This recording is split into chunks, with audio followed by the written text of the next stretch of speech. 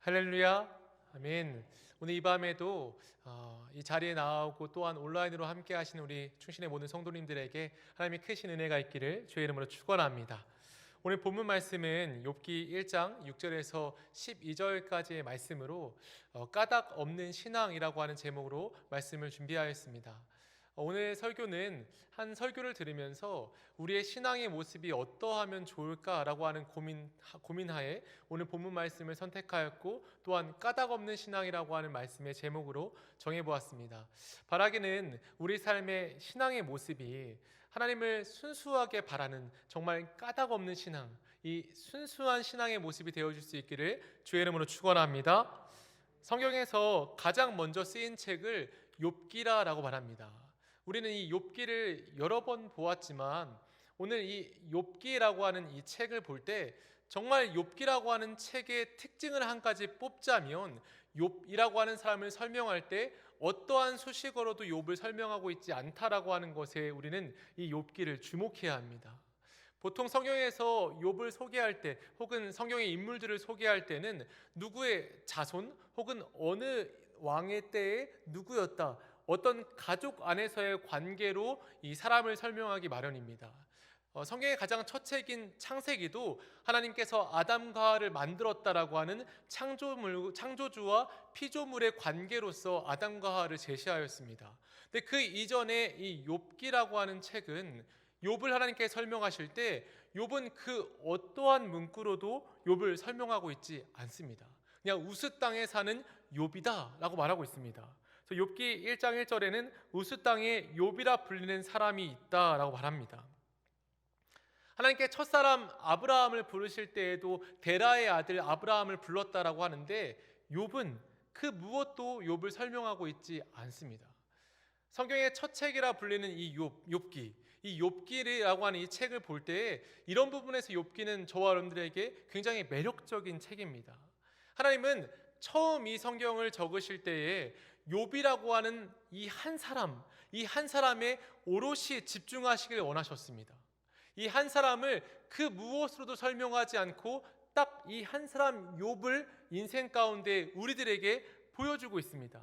말하자면 욥이라고 하는 한 사람의 신앙의 모습에 대해서 우리에게 가르쳐주고자 했던 것입니다. 그래서 우리라고 하는 인생들은 하나님 앞에 참 의미가 있는 것은 욥이라고 하는 한 사람을 아무런 수식어 없이 불렀듯이 저와 여러분들 향한 부르심도 욥의 부르심과 동일합니다.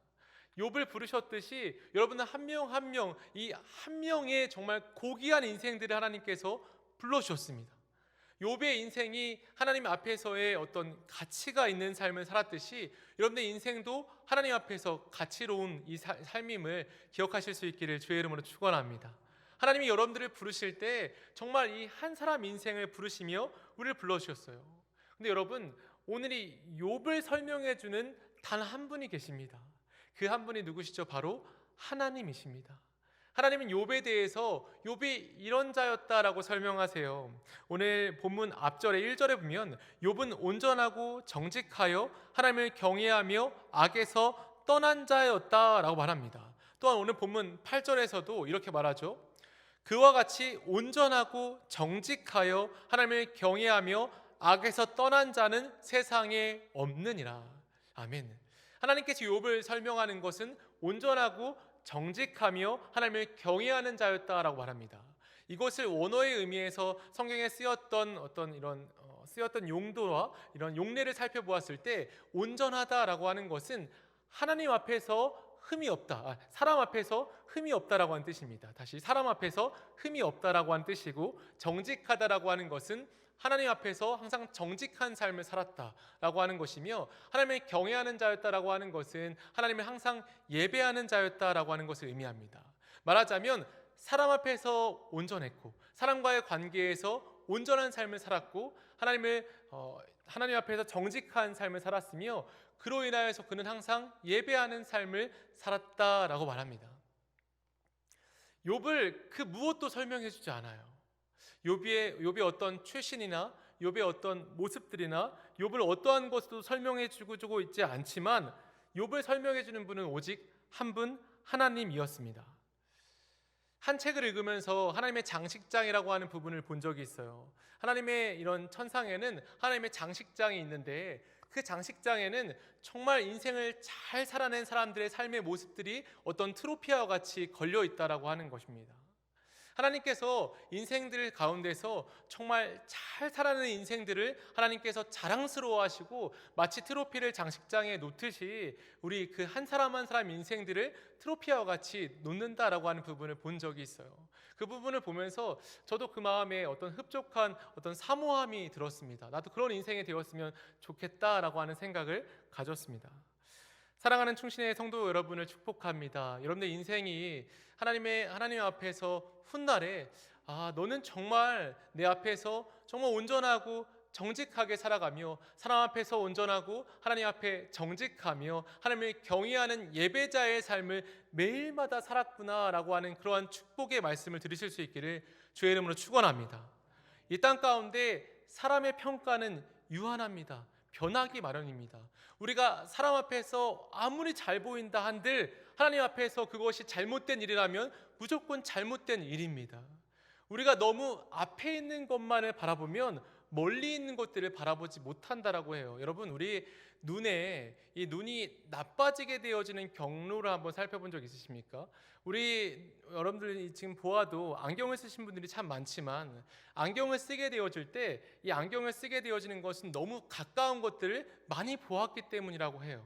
오늘날 우리가 책을 보고 스마트폰을 보고 또한 TV를 보고 이런 가까운 것들을 너무 가까이 하다 보니까 멀리 있는 것들을 점점 보지 못한 결과 우리의 눈이 나빠졌다라고 해요. 이 자리에 있는 우리 반 이상의 사람들이 안경을 쓰고 있고 그 반의 반은 렌즈를 끼고 있을지도 몰라요. 저도 렌즈를 사실 끼고 있는데 모르시겠죠? 렌즈를 끼고 있어요. 저도 눈이 나쁜데 우리가 눈이 점차 나빠지는 것은 가까운 곳만 보기 때문입니다. 우리가 때로는 먼 곳을 바라보아야 해요. 하나님 앞에서의 우리의 삶이 어떻게 평가될까? 내가 눈에 보이는 사람들의 그런 평가에 휘둘리는 것이 아니라 하나님 앞에서의 내 삶은 어떻게 평가될까를 바라보아야만 우리는 정말 하나님 앞에서 온전한 삶을 살아갈 수 있습니다. 하나님께서 우리의 삶을 평가하실 때 정말 잘했다라고 하는 인생은 하나님 앞에서의 삶, 하나님이 내 삶을 평가하실 수 있으며 하나님만이 내 삶을 이야기하실 수 있다라고 하는 것을 확신하는 사람만 그렇게 살아갈 수 있습니다. 그러므로 우리가 이 땅을 살아갈 때 하나님 앞에서의 그 평가를 기억하면서 오늘 욥과 같이 욥을 설명해 주는 분은 오직 하나님이었다라고 하는 것을 기억하실 수 있기를 주의 이름으로 축원합니다. 오늘 본문에 한 인생 욥에 대한 이야기입니다. 이 욥에 대한 이야기를 할 때 오늘 본문 6절은 하루는이라고 하면서 시작하고 있죠. 이 하루는 하나님의 아들들이 와서 여호와 앞에 섰고 사탄도 그들 가운데에 온지라라고 기록하고 있습니다. 이 하루라고 하는 이 말은 하나님의 일상 가운데 여느 날과 똑같은 그날을 말합니다. 그날에도 하나님의 앞에 섰고 그 앞에 하나님의 천사들, 하나님의 아들들은 천사들을 말하고 그 옆에 사탄이 섰습니다. 말하자면 천상에서 국무회의가 열렸습니다. 천상회의가 열렸어요. 그 자리에 천사들과 사탄이 섰는데 그곳에서 하나님께서 천사와 사탄을 향하여서 말씀하십니다. 우리가 이 부분을 보면서 어떻게 하나님 앞에 사탄이 설 수 있을까라고 하는 생각을 할 수 있는데 이것은 우리가 사탄에 대한 생각이 잘못되었기 때문이에요. 하나님은 사탄과 사귀지는 않지만 사탄을 다스릴 수는 있습니다. 사귐과 다스림은 분명히 다릅니다. 하나님은 사탄과 사귀면서 교제하는 것이 아니라 하나님은 사탄도 다스리십니다. 하나님의 선하신 뜻을 위해서 사탄을 하나님의 뜻에 맞게 사용할 수 있다라고 하는 의미입니다. 그러므로 우리의 인생 가운데 모든 일들은 하나님으로부터 나와서 하나님으로 말미암습니다. 우리의 인생들에 있는 모든 일들은 하나님으로부터 나오기 때문에 안전하며 하나님의 선하신 계획 가운데 있기 때문에 우리 그리스도인의 삶은 안전합니다. 우리의 삶에 어떠한 일이 있다 할지라도 결코 무너질 수 없는 것은 하나님께서 우리의 삶을 향하신 모든 계획들이 지금도 신실하게 하나님의 뜻에 맞게 이루어지고 있기 때문입니다. 하나님은 그런 사탄에게 묻습니다. 여호와께서 사탄에게 내가 어디서 왔느냐라고 말할 때에 사탄은 하나님께 대답하죠. 사탄이 여호와께 대답하여 이르되 땅을 두루 돌아 여기저기 다녀왔나이다 라고 말합니다. 하나님께서는 사탄의 움직임에 대해서 말합니다. 사탄은 이 땅 가운데 여기저기를 돌아다니면서 그가 목적한 바를 이루기 위해서 무언가 잃어버린 것을 찾듯이 무언가를 계속 찾아다닙니다. 그 찾는 것이 무엇일까요? 하나님께서 말씀하시면서 이야기하는 것은 8절입니다. 우리 8절 말씀 같이 한번 읽어볼까요? 시작. 여호와께서 사탄에게 이르시되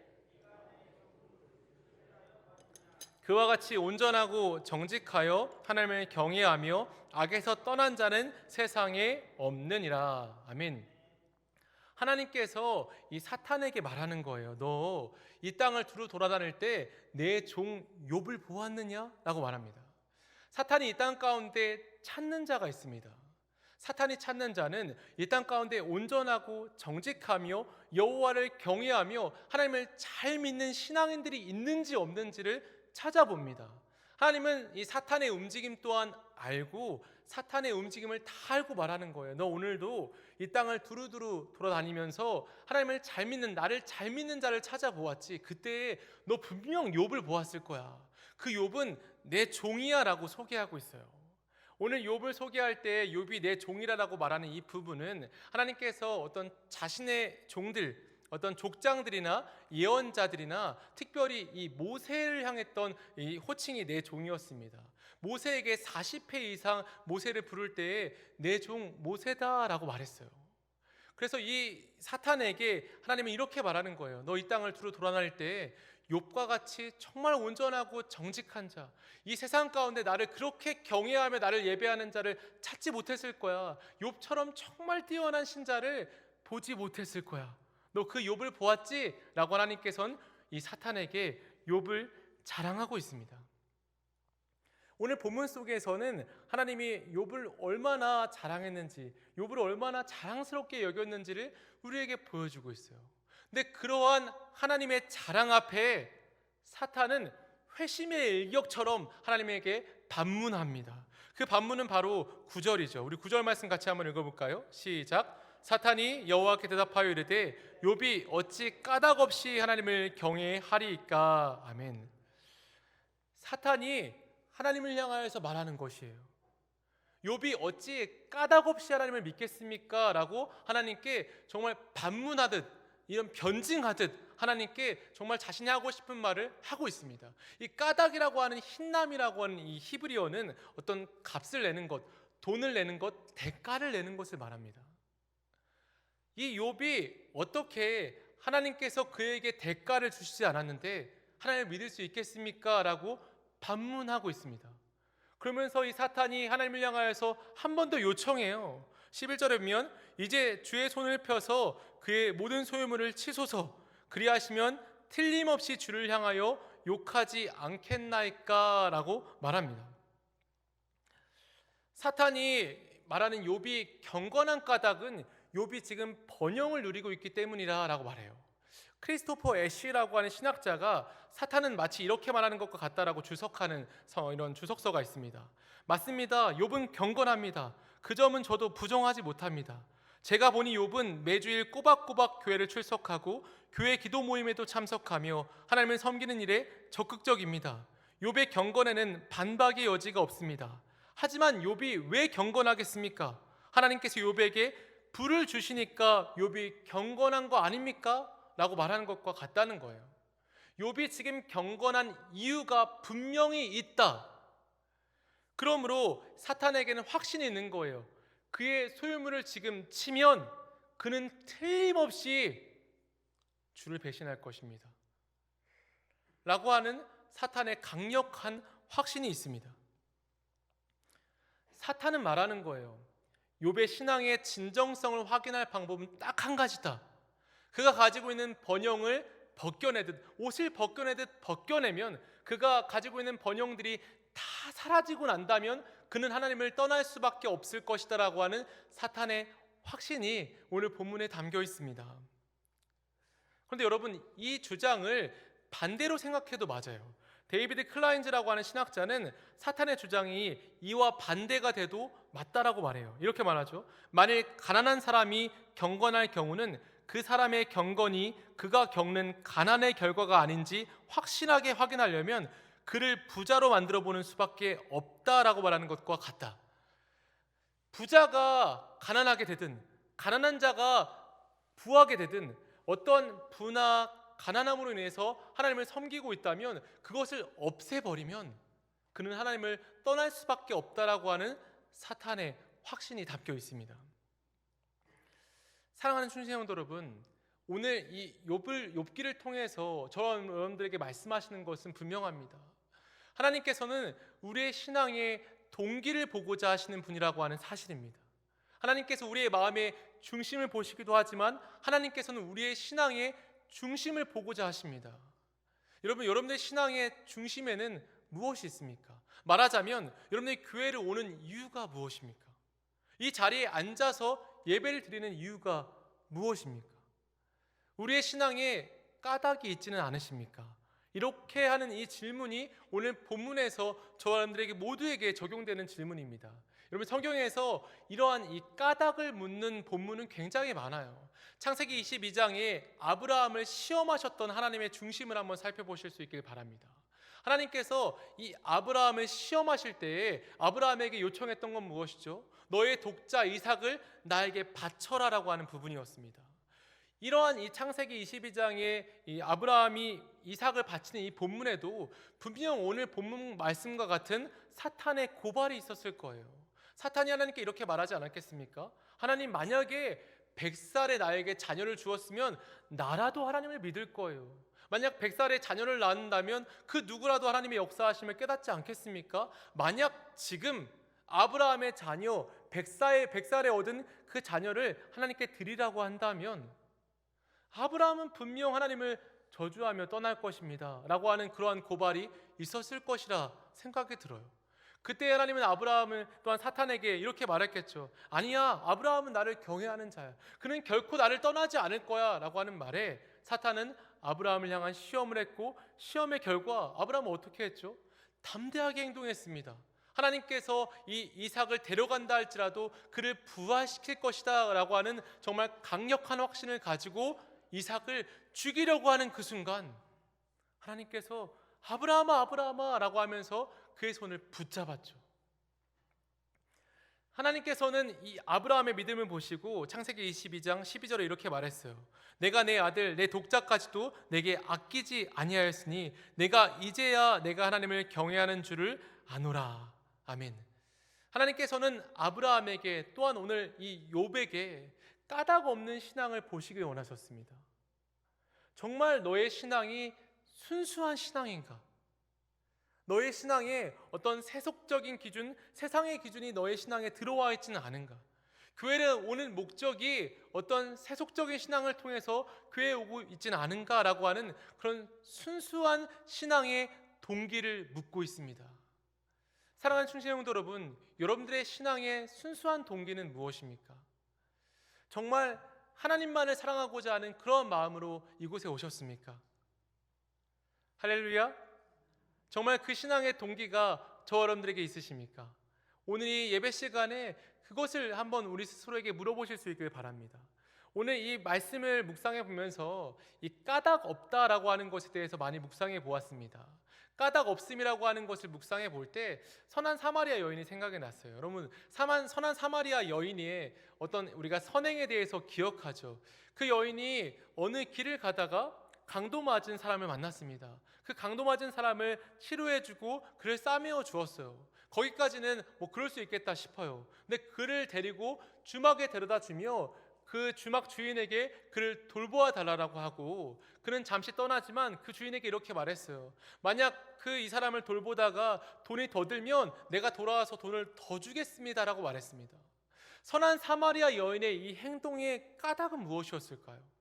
선한 사마리아인이 왜 이 사람에게 선행을 베풀었을까요? 성경에서는 유독 이 까닭에 대해서 물어보는 경우가 참 많이 있어요. 그리고 이런 까닭에 대한 묵상은 예수님께로 향해야 합니다. 여러분, 예수님은 왜 우리를 위해 십자가에서 못 박혀 죽으셨죠? 그가 우리를 위해서 죽으신 까닭이 무엇입니까? 왜 예수님께서는 십자가에서 모진 고통을 다 감내하면서 우리를 위해 모든 물과 피를 쏟으시고 마지막 죽기까지 우리를 위한 고통을 감내하시며 우리의 죄값을 치르셨어야만 했습니까?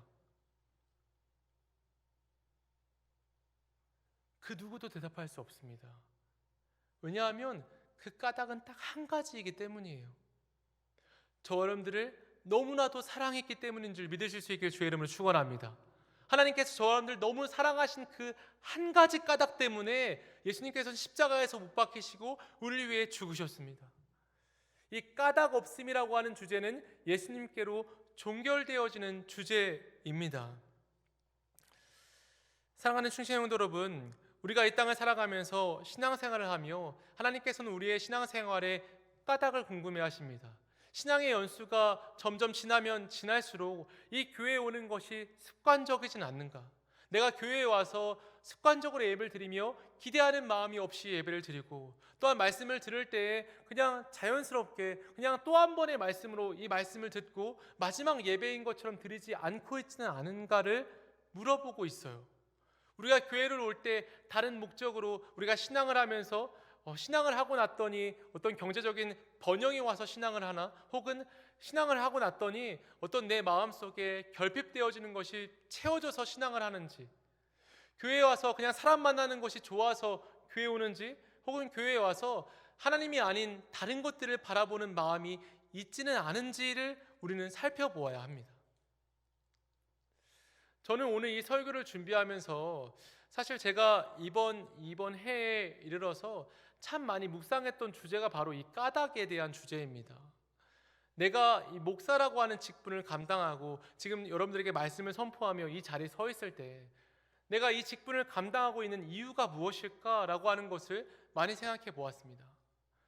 제가 하나님 앞에서 이 사역을 하고 있는지, 혹은 사람 앞에서 이 사역을 하고 있는지, 하나님 앞에서 사람을 위해서 하는 사역이 아니라 사람 앞에서 하나님을 위하여 하는 사역이 아닌지 제 중심을 많이 살펴보았습니다. 여러 일련의 일들 속에서 내 이런 목사의 직분을 감당하는 까닭이 무엇일까를 많이 묵상해 보았고, 그 묵상에 대한 결과로 얻은 것은 하나님만을 위해 내가 이 일을 감당해야겠구나, 하나님만이 나에게 보상해 주실 것을, 하나님만이 나에게 모든 응답이 되어 주실 것을 바라보며 이 사역을 감당해야겠구나라고 하는 깨달음을 얻었습니다. 우리가 이 땅을 살아가면서 오늘 이 욥의 이야기가 큰 깨달음을 주는 것은 그 누구도, 그 어떤 사람도 우리를 평가하거나 판단할 수 없습니다. 하나님께서 맞다라고 하면 그것은 맞는 것입니다.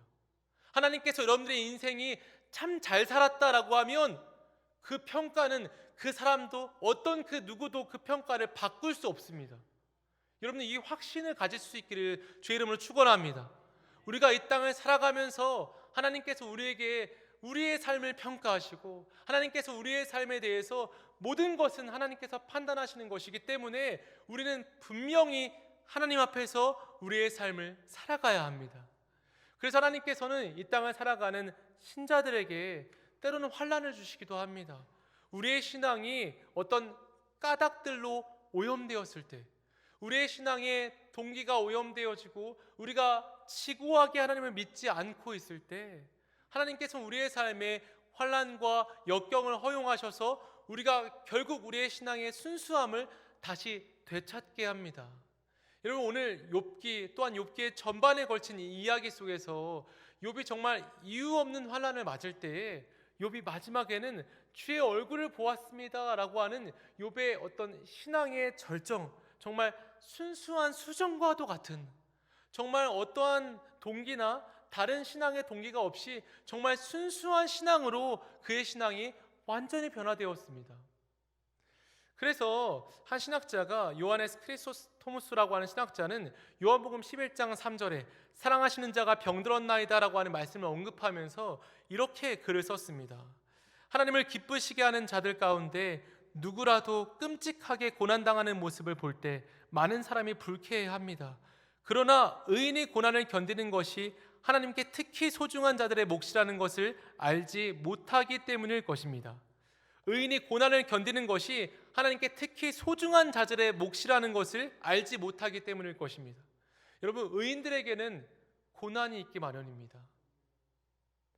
왠지 아십니까? 칼빈은 우리의 마음을 비유하며 끊임없는 우상 공장이라고 비유했습니다.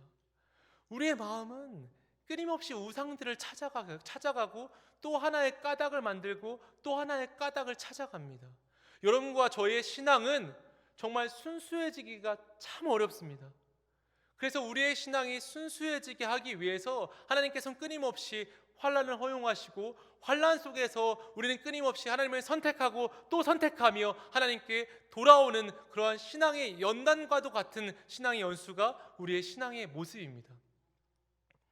여러분, 대장장이가 하나의 칼을 견고하게 만들기 위해서 몇 번 두들기는지 아십니까? 많은 예화 속에서 몇 번 두들긴다라고 하는 얘기를 많이 들었지만 정말 정답이 무엇이냐면 대장장이가 정말 이 칼이 온전한 칼이 될 때까지 이 칼을 두들깁니다. 대장장이가 칼을 두들기는 횟수는 대장장이에 따라 다른 거예요. 정말 뛰어난 장인은 이 하나의 칼을 만들기 위해서 수천 번, 수만 번의 이 칼을 두들기는 연단의 과정이 있습니다. 하나님이 저와 여러분들이 연단하시는 과정이 얼마나 길지는 몰라요. 그런데 하나님의 입장에서 보았을 때 우리가 온전하게 하나님만을 순수하게 정말 섬길 수 있는 수정과도 같은 순수한 신앙이 될 때까지 하나님께서 우리를 연단하십니다. 그 칼이 칼의 용도에 맞게 아름답게 만들어질 때까지 하나님께서는 우리를 연단하십니다. 그래서 오늘 이 욥기라고 하는 이 책, 이 까닭이라고 하는 이 주제는 우리의 신앙생활 가운데 끊임없이 우리 스스로 되물어야 하는 질문입니다. 나는 하나님을 순수하게 신앙하고 있는가? 나는 하나님을 순수하게 사랑하고 있는가? 내가 교회를 오는 목적, 내가 교회에서 교제하는 목적, 내가 지금 이 자리에 앉아서 예배 드리는 목적이 하나님만을 사랑하는 목적인가? 라고 하는 이 질문 앞에 서야 합니다. 설교를 준비하면서 이 구절이 가장 생각이 많이 났어요. 신명기 6장 5절에 너는 마음을 다하고 뜻을 다하고 힘을 다하여 내 하나님 여호와를 사랑하라. 아멘. 너는 마음을 다하고 뜻을 다하고 힘을 다하여 내 하나님 여호와를 사랑하라. 아멘. 우리가 이 땅을 살아가면서 우리의 신앙의 이유들이 점점 생기는 그런 신앙의 연수가 지나갈수록 그런 때가 있습니다. 그때에 우리가 우리의 신앙에 까닭이 점점 많아진다면 오늘 이 욥기의 이야기가 어쩌면 저와 여러분들의 이야기가 될 수 있습니다.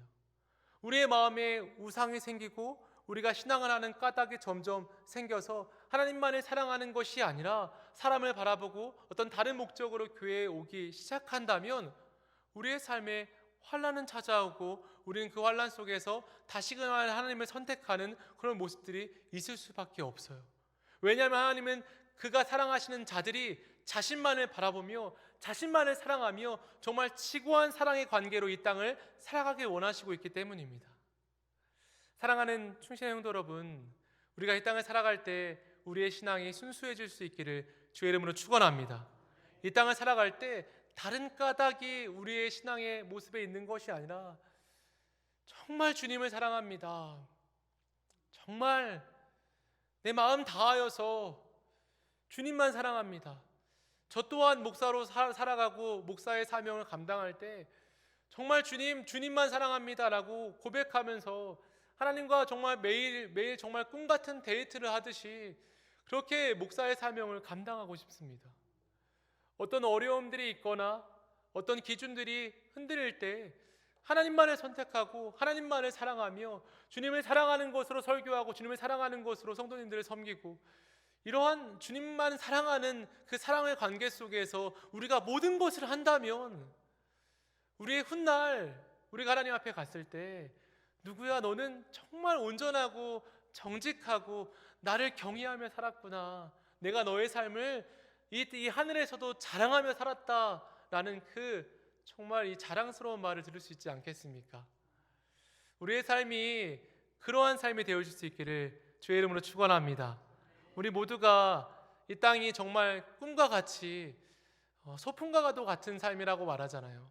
하나님과 함께하는 소풍과도 같은 즐거운 삶 속에 하나님과 사랑하며 주님과의 사랑을 나누고 그 사랑을 전달하면서 온전하고 정직한 하나님을 경외하는 우리 모두의 삶이 되어질 수 있기를 주의 이름으로 축원합니다. 함께 기도하겠습니다.